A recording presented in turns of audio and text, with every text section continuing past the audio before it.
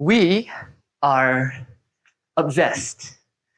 Rather, we live in a world obsessed with the idea of finding yourself, where we will find our true sense of purpose. Like we chase our dreams, we hunt down our passions, and suddenly everything will make sense.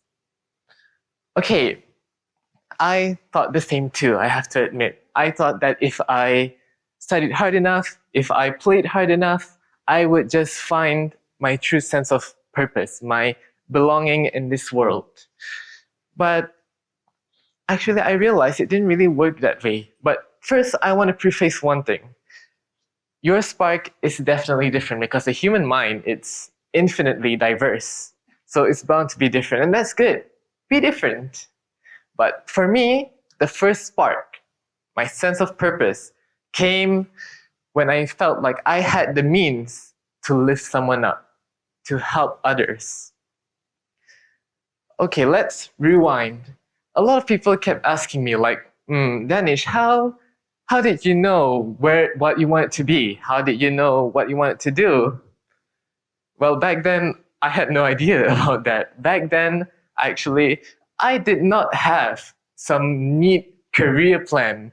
I mean, I was 2 years old, so definitely not. But the point is, I was curious.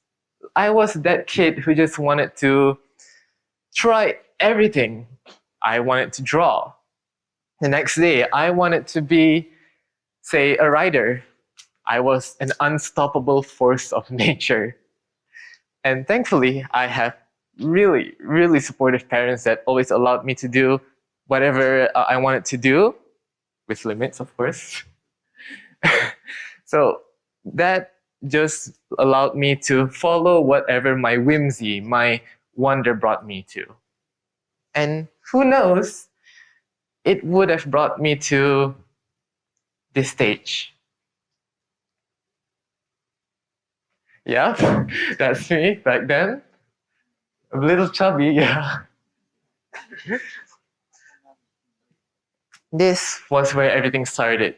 I was absolutely hooked on cooking, baking, all that culinary jazz.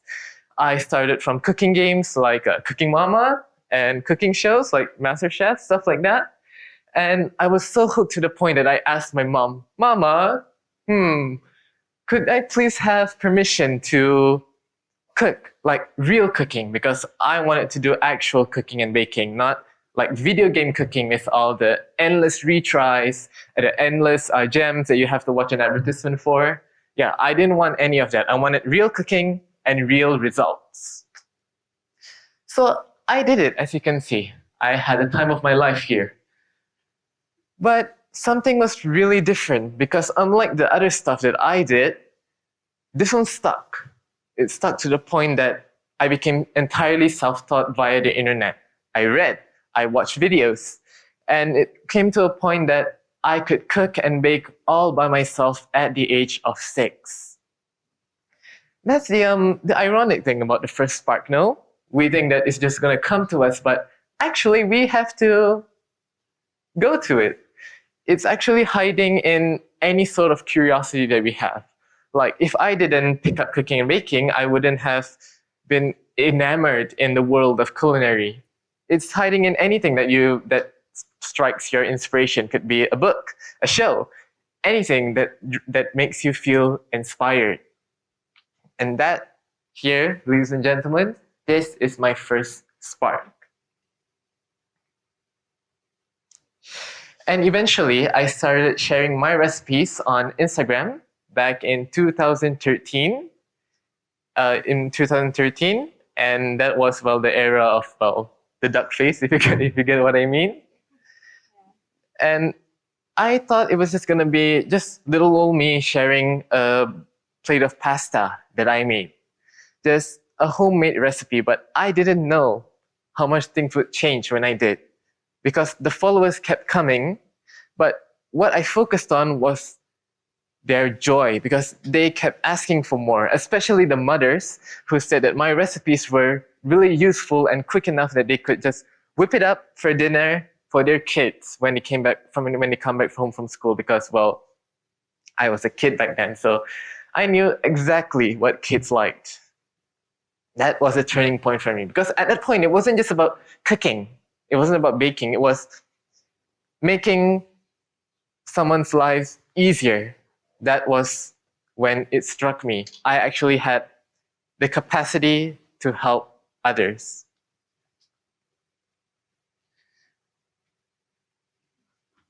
That kitchen, that same kitchen where I just experimented cooking and baking, it soon changed into something I didn't expect either. Let's rewind. My followers always asked me this question. They wanted to taste what I made, but they didn't always have the time to make it themselves. So they always asked if they could order it and stuff like that. So I took the leap. When I was 7 years old, I opened up my very own online baking business, Danish Harraz Kitchen. And since it was around Raya, at the time Raya was just around the corner, I launched my first product, Ombre Dahlia cookies.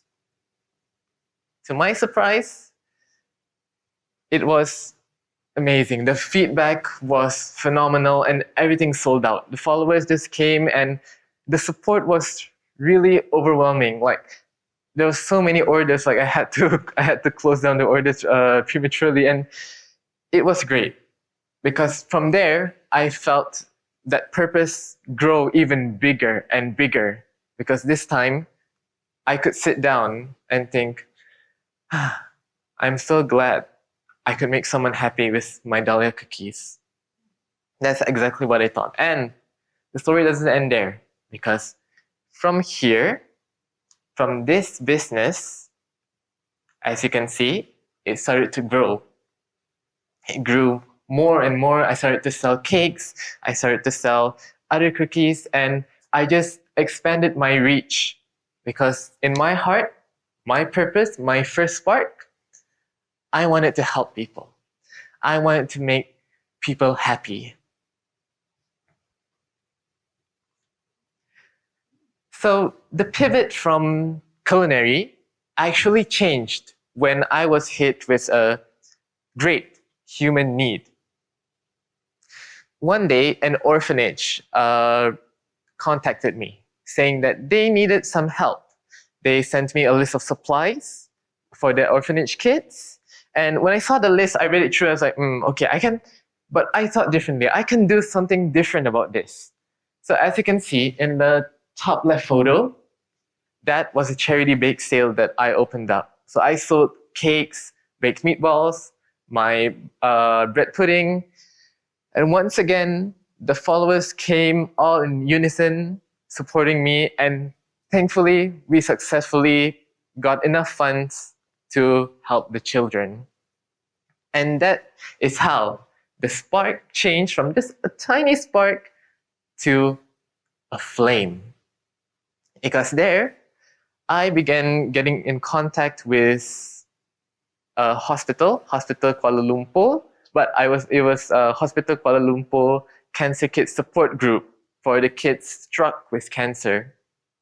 I started supplying them with formula milk and diapers, but eventually I started visiting them. As you can see in the photos in the middle, I celebrated their birthdays with cake. I brought goodie bags filled with stuff that kids love. And to top it all off, I hired a clown to entertain them. And what I saw in those kids, despite the situation they're in, their health in great decline, but they still smiled. They still smiled despite it all. And that is what made this spark keep going and going.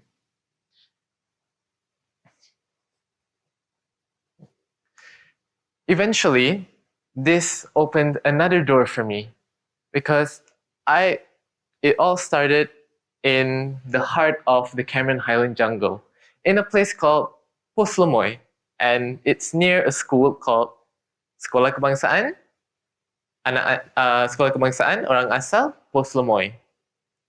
A teacher from that very school contacted me after she saw what I've done for the children in the orphanage and the hospital. She asked, if I could do some cooking and baking activities with the kids there. I was like, oh, definitely, yeah. But reality struck. It was really difficult to get there because it's really far from the main roads and they lacked a lot of the utilities. So I didn't despair. I just shifted. I thought, okay, if I can't bake with them, then what do we do? I got an idea. I brought the celebration to them. As you can see, we're celebrating birthdays, and I planned a bunch of activities for them, and I also got cakes that I've baked for them to play around and decorate as they like. It was all fun and games. Honestly, I was at my happiest at that time, but okay, I want you guys to do something now. I want you guys to take a good look at all of your shoes. Take a good look at them. You might remember where you bought them, you might remember who gave them to you, and you might remember what they're made of, but I want you to see something. This is one of the boys, just one of the students whose shoes were tattered. And I was really curious, so I asked the teacher. I wanted to ask what was going on. She said these students walked through the jungle for hours, for miles, some even barefooted, alone, in the jungle. And some of them don't even get to go to school due to their financial situation. I felt this overwhelming sense of sadness, but it immediately turned into a sense of respect for these children. Because despite all the odds stacked against them, despite the dangers, despite the situation, they still make an effort to go to school, and they still make an effort to show up and learn. Which is why it cemented my belief about education. I believe education should be for all. Education should be for all because somewhere in the world there are brilliant minds, visionaries, potential leaders, but do they ever get to see the light of day? No, they don't. But it's not because they lack the effort or they lack the intellect. No, they have that. It's just the circumstances that they're born in. Hearing that, I felt this sense of responsibility wash over me, like a duty. And that's when it all changed. Afterwards, of course, I went to the village and I was guided by the village head after I distributed some essential groceries and rations for the villagers. I saw their homes. They were really welcoming, but their homes were all made of bamboo. And the children were so sweet. They were so sweet and so well-mannered. So what I did when I came back home is I didn't want to see these children go to school with all that danger around. I wanted to bring them comfort while studying. So I decided to open a project, Back to School. As you can see here, I set out to buy all the proper essentials that they needed. School bags, school uniforms, school shoes especially, and all the stationery and all the essentials that they need to have a comfortable life at school. And it didn't just stop there because after I had my second round at Lemoyne, after they received everything and the celebrations were definitely bigger than ever, I sought out to get another massive stack of those same essentials and I sent them to schools, rural schools in Sabah, Sarawak, and Kelantan. This is how the spark grows. The spark it's not a one-time thing, you know? If you want to have this spark, you need to feed it. And in order to feed it, sometimes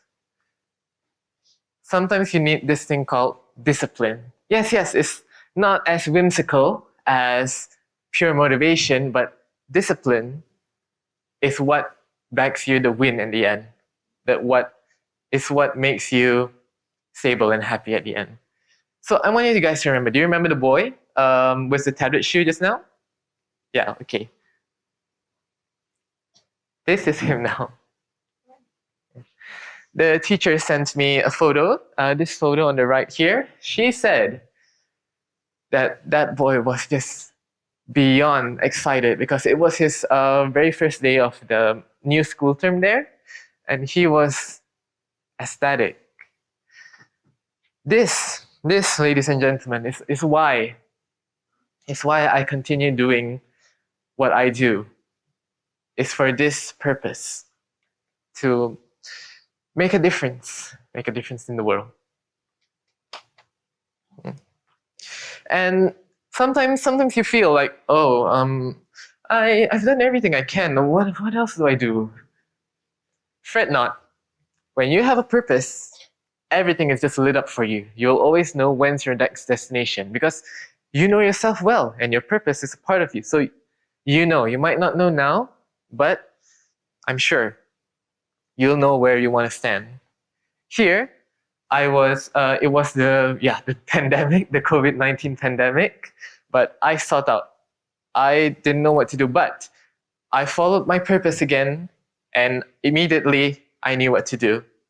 I bought essential groceries and supplies for the affected families, and over here, these are the brave, valiant clinical frontliners at MIAPS, treating patients and the like. So I decided to treat them too with cakes and food as like a recognition for all the stuff that they've done. Today I stand here and my business, Danish Red Kitchen, has expanded. I'm currently selling a lot more desserts, a variety of desserts, but I am still going strong with my recipe sharing because that was my main drive and I'm not dropping that anytime soon.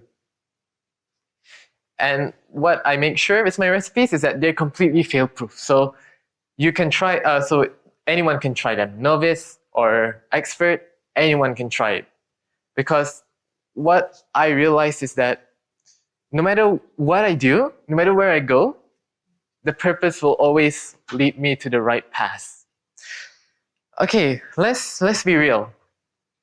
Things won't always go the way that we planned, right? That's life. That's life. But there's this quote. It doesn't matter how you fall, it matters how you get up. And how do you get up? Easy, just rewind, think about why you're doing this, because that is the exact connection that keeps me going with my work. So, before I wrap this up, because I bet everyone's hungry, don't worry, high tea is in a bit, is the main takeaway here. Don't wait for a grand cinematic explosion to tell you what to do, to tell you your purpose. Instead, find it, relish it. I want you to find it, and no matter how small it is, or even when you think, oh, this is silly, never mind, I want you to hold it. I want you to hold it tight, nourish it, feed it, before you forget what it is. Because even the most enduring of flames start from the smallest of sparks. And because here, I believe, and I will always believe, that no matter who you are, no matter where you're from, everyone can have the capacity to have their very own first spark. So, go find yours. Thank you.